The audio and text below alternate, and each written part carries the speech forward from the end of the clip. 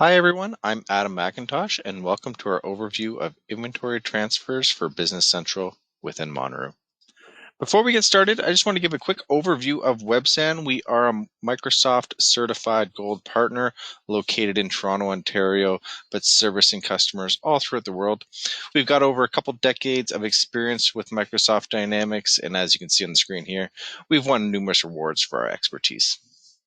All right, so what are we going to be looking at today? Well, we're going to be looking at the inventory transfer module for Business Central within Monterey. Now, within the module, there's 4 essential steps to complete a transfer. First, creation, then you release and pick the document, and then finally you submit it. All the data entry is performed within Monterey, but upon submission, the data gets transferred to Business Central.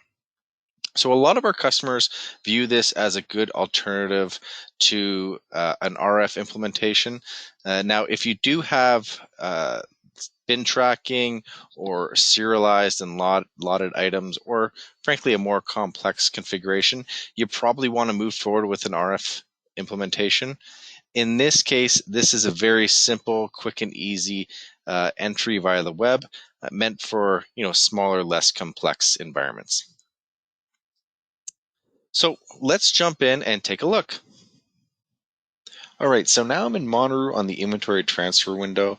That window can be accessed via the box icon on the left menu pane. So within this window, the look and feel is similar to a lot of the other windows you might have seen in Monterey, like timesheets or purchase requisitions, wherein you have a header document, and from that header document, you can drill in to the line level details. Right now, I'm showing only document 10 on the screen. That's the only document that's actually in a release status. All the completed documents within inventory transfers are automatically hidden. This main window, at least, would be populated with a lot of data that's just irrelevant at this point. If you want, you can access the filters and search up documents that are completed, and you can view those. But obviously, again, by default, we hide those values and just show the open documents or the release documents. The other thing you can do is you can use this quick search. So I'm just going to search for document 5, click enter and drill into that document. Here it's automatically showing me transfer number 5. That's the only one that met the search criteria. So here I can see all the information that that was input for that document.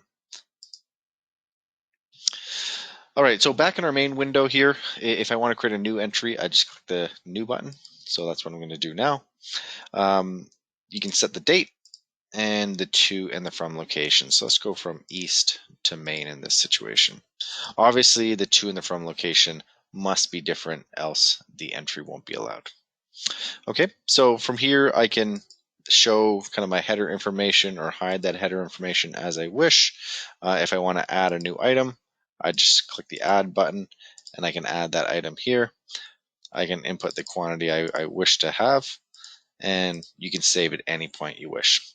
Now, what a lot of folks will end up doing instead is they'll use this lookup icon.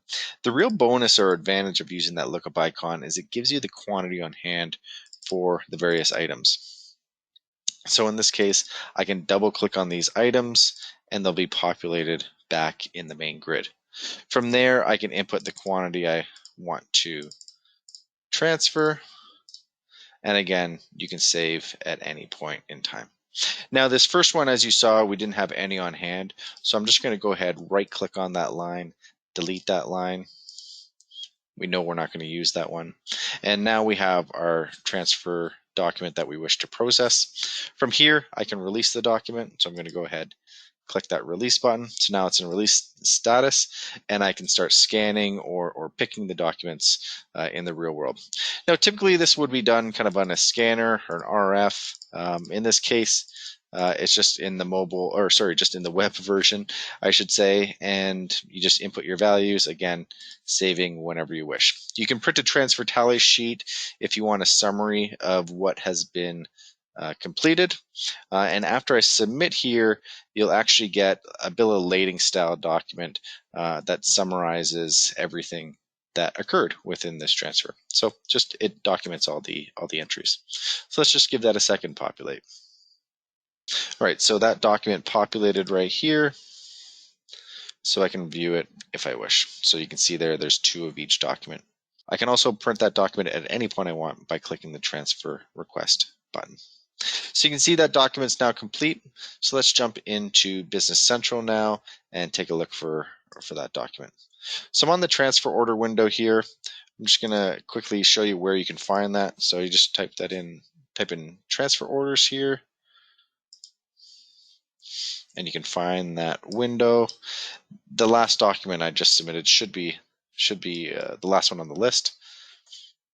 So if I select 1014, I can see here it's from East to Main for February 3rd, which is today's date, and I can see the 3 documents I entered with a quantity of 2 each. That's the entire entry. So let's just quickly recap. All right, now a quick recap of what we just saw. First, we created the header of the document. Then we added items to it, released it, and picked those items. Last, we submitted the document and saw that end up in Business Central as a transfer order. And that's it. That's everything for today. If you are interested in taking advantage of this module, please contact our team at info@webstand.com and we can help you with getting access. Last but not least, don't forget to like this video and subscribe to our YouTube channel for more great content. Thanks.